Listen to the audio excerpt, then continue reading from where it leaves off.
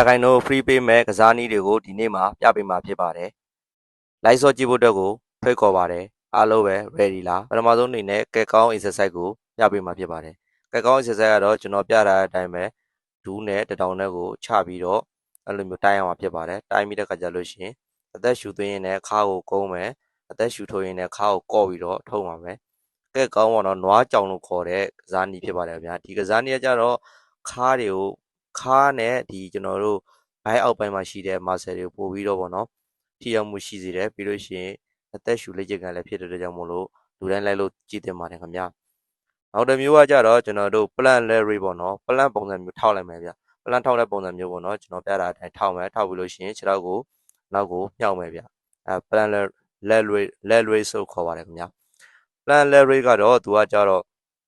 ဘိုက်အောက်ပိုင်းပေါ့နော်ဒီကဘိုက်အောက်ပိုင်းနဲ့ပေါင်ချက်သားတွေကိုပဲပို့ပြီးတော့ထိရောက်မှုရှိစေမှာဖြစ်ပါတယ်ဒါလို့ကိုကနိုင်တယ်ဆိုလို့ရှိရင်တော့ဒီပေါ့နော်အကျိန်20ကိုပေါင်း3-4ကြောလောက်ကစားပေးဖို့လိုအပ်ပါတယ်ခင်ဗျာနောက်ကစားနည်းတစ်မျိုးကကြတော့ကျွန်တော်တို့ hip break လို့ခေါ်တဲ့ကျွန်တော်တို့ဒီတင်မားပေါ့နော်တင်မား muscle တွေကိုဆော့တဲ့ကစားနည်းဖြစ်ပါတယ်ခင်ဗျာကျွန်တော်ပြတာအတိုင်းပဲလက်ကလေးနဲ့ကျွန်တော်နဲ့ကိုထိအောင်ထားမယ်ပြီးလို့ရှိရင်လက်တွေကိုရင်မကပ်ပြီးတော့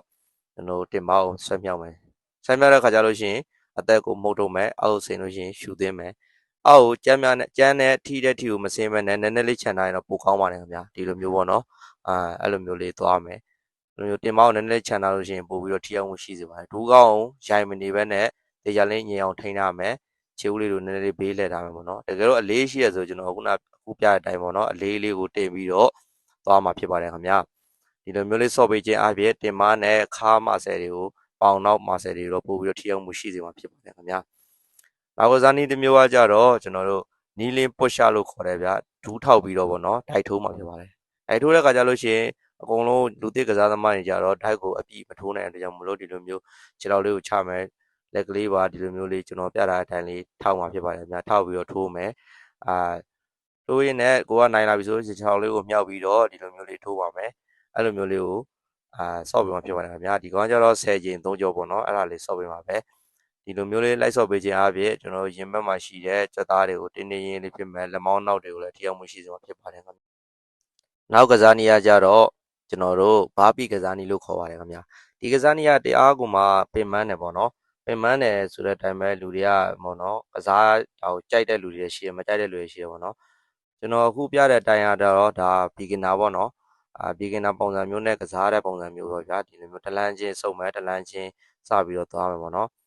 လက်ချတဲ့နေရာမှာခြေထောက်ပါတခါတည်းဆူချပြီးတော့မှဒီလိုမျိုးနောက်ကိုတလန်းချင်းသွားမယ်ဒါတော့စသချင်းဆော့တဲ့လူတွေပေါ့နော်ကိုအရင်မလှုပ်နိုင်သေးဘူးဆိုလို့ရှိရင်ဒီလိုမျိုးလိုက်လုပ်လို့ရပါတယ်ဒါကလို့ကနိုင်လာပြီဆိုရင်ခြေထောက်ကိုတခါတည်းနှစ်ဖက်စလုံးဆန့်ထုတ်မယ်ပေါ့နော်ဆန့်ထုတ်မယ်ပြီးရင်ပြန်ထမယ်ဒါကလို့ပို့ပြီးတော့နိုင်လာပြီဆိုလို့ရှိရင်တော့ကျွန်တော်တို့ခုံတာတွေပါထက်မှာဖြစ်ပါတယ်ခင်ဗျာဒီပေါ့နော်ကျွန်တော်အခုဒီလိုမျိုးပြပေးတဲ့ပုံစံမျိုးမှာအောက်ကိုထိဆင်းမယ်ပြီးလို့ရှိရင်ဒါခုံမယ်ပေါ့နော်အဲ့ဒါဆိုလို့ရှိရင်တော့ဒါဘာပြီးအပြည့်ဖြစ်သွားပြီပေါ့နော်ဒါကကြတော့ intermediate ပေါ့နော်ကိုလုံနိုင်တဲ့ပုံမူတည်ပြီးလိုက်ဆော်လို့ရပါတယ်နောက်ကစားနည်းတစ်မျိုးကကြတော့ acid လို့လည်းခေါ်လို့ရတယ်ဗျာ wall နိုင်ရမှာမှီပြီးတော့လည်းထိုင်လို့လည်းရတဲ့ပုံစံမျိုးပေါ့နော် wall sit လည်းခိုင်တယ် wall sit ထိုင်မယ်ဆိုရင်တော့နိုင်ရကိုလုံးဝအပြည့်မီထားမှာဖြစ်တဲ့အတွက်ကြောင့်မို့လို့ဒီကျွန်တော်ကတော့ acid နဲ့ပဲပြပေးတယ် acid ကတော့ကျွန်တော်ပိုကြိုက်တယ်ပေါ့နော် acid ဆိုလို့ရှိရင်ဒီလိုမျိုး90 degree ပေါ့နော်အကုန်လုံးဒီထောက်မှပုံစံမျိုးကြောက်ထိမ့်မယ်ဗျာထိန်းထားပြီးတော့ကျွန်တော်တို့စက္ကန့်30ပေါ့နော်အနည်းဆုံးနေရမှာဖြစ်ပါတယ်ခင်ဗျာစက္ကန့်30ဒီလိုမျိုးအငိမ်ပေါ့နော်အသက်ရှူသေးရှူထုတ်ကိုလည်းဘိုက်ကနေပြီးတော့လုံးဝသိသသာလေးဖြစ်အောင်ရှူသေးရှူထုတ်မှာဖြစ်ပါတယ်